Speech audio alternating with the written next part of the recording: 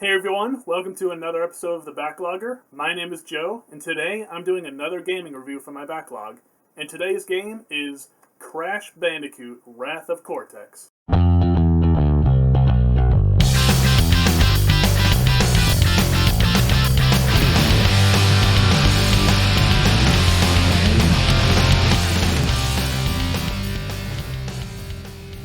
I had a lot of fun with the PlayStation 1 Crash games when I was young. I never actually owned any of the games, but I did rent them often, and I would sometimes play them at someone else's house. I had never played any of the other Crash platforming games that came out after Crash Bandicoot Warped. That was until this amazing trilogy came out, Crash Bandicoot The Insane Trilogy, a remake of all three PlayStation 1 Crash Bandicoot games. I love this trilogy so much.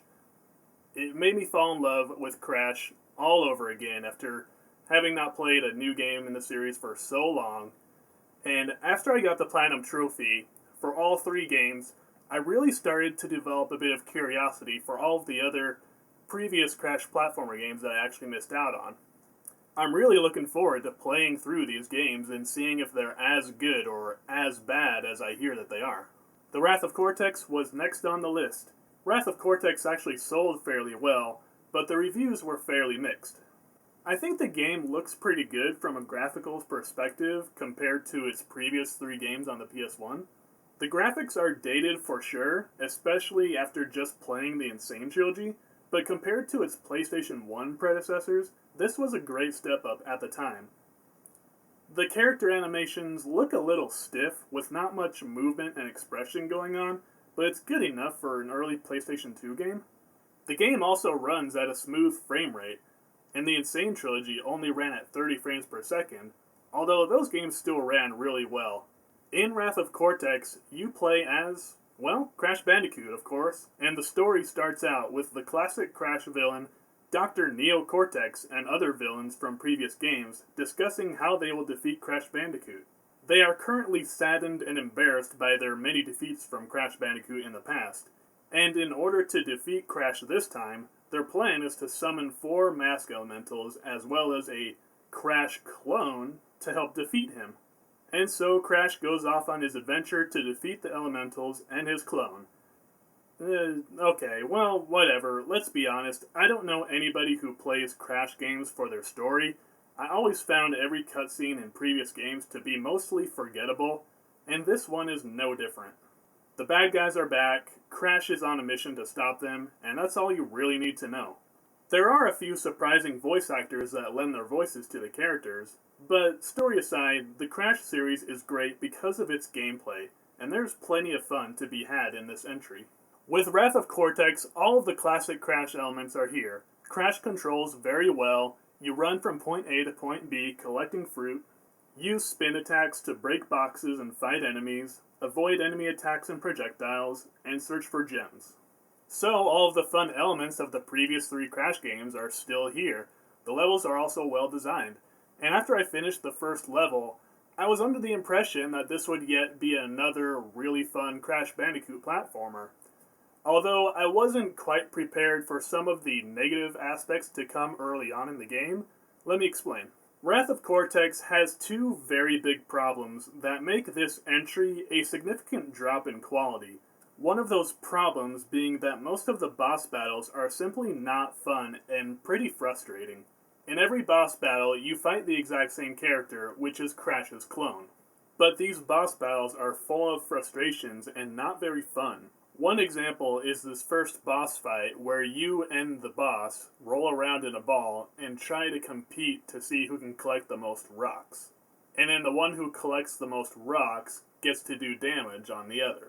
It's very strange and it controls very awkward.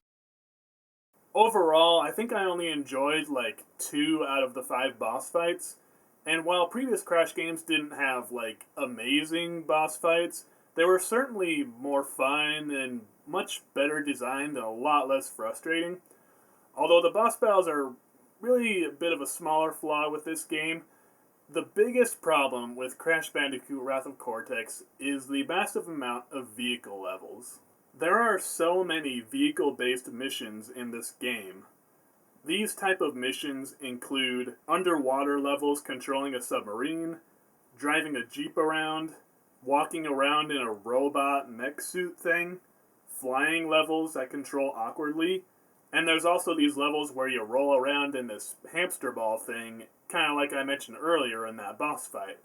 These levels that are similar to Super Monkey Ball or Marble Madness, or I guess what I would call Super Bandicoot Ball or Marble Crashness, are probably my favorite non-platforming levels in this game, because the ball controls very well, and it's a bit of a challenge getting around the level and trying to collect all of the boxes.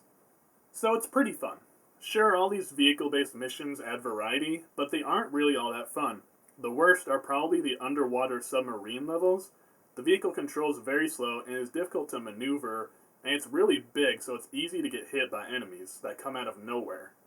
The robot ones aren't fun because you're just kind of walking around in a robot that doesn't really do anything. You can shoot, but you have to stop and aim this awkward cannon around.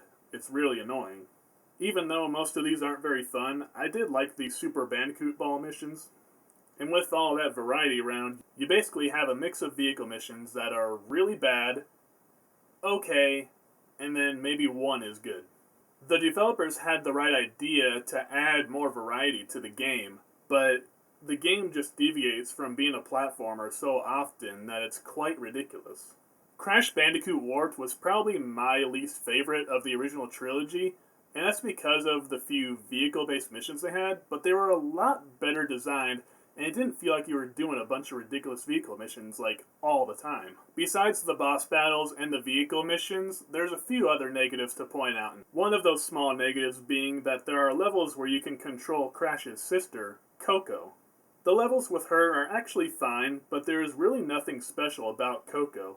She controls just like Crash does, except her spin attack isn't as impactful. She has a weird little kick that she does, and she doesn't get to use any special moves that Crash gets later on, such as the double jump or the super spin. So you're basically playing as a clone of Crash that's less satisfying. Another thing that's strange is the box breaking physics. When you break a box using Crash's spin attack, it just doesn't have that same sound and feel as the previous Crash games did when you're breaking boxes. It kind of feels more like you're just popping a bunch of bubbles.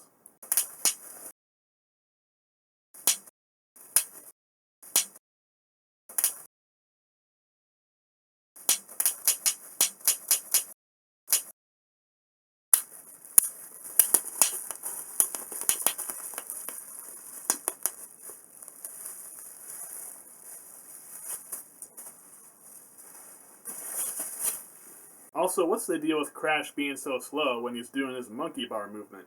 I have no idea why they made it so slow like in Super Mario 64, especially when previous Crash games he went much faster.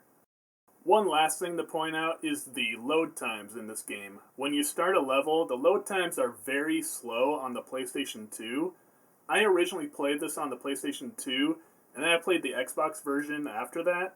The Xbox version is probably the best version to go with because the load times are so much quicker, and the graphics are a little bit better.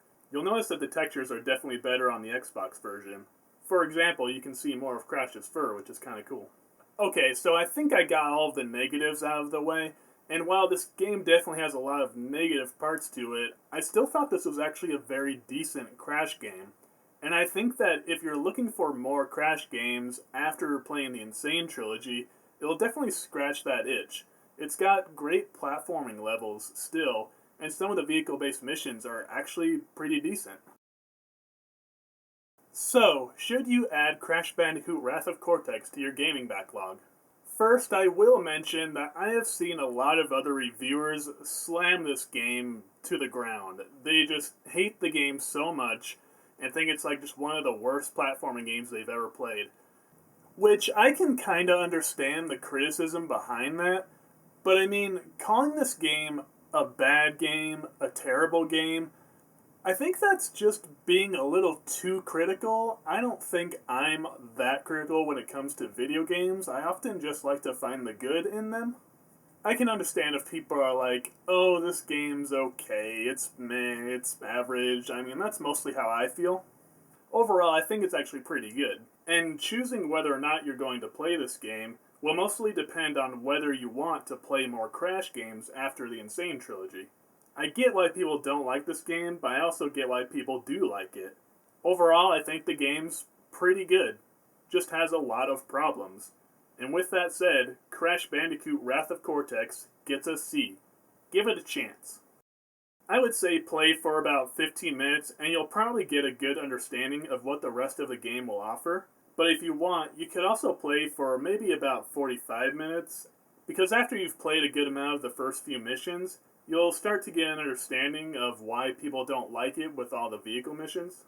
If you're still unsure about playing it, you could probably check out a gameplay video on YouTube to see if it interests you at all. Like I said before, the Xbox version is the way to go. The loading times are much shorter and the graphics are noticeably better. I never played the GameCube version, but I keep hearing it's probably the worst of the three. Something about bad frame rate and glitches. So I'd get the Xbox version. You can play it on the original Xbox or the Xbox 360 as a backwards compatible game. I personally prefer playing on the Xbox 360. I think it looks really good on there and plays really well. It's also downloadable on the Xbox 360 store for about $10. It's unfortunately not available on the Xbox One, and if you don't have any Xbox hardware available, the PS2 version is actually okay. I played it on there. Just prepare for some really long, annoying load times, if that's okay with you. Now, let's cross Crash Bandicoot Wrath of Cortex off the list.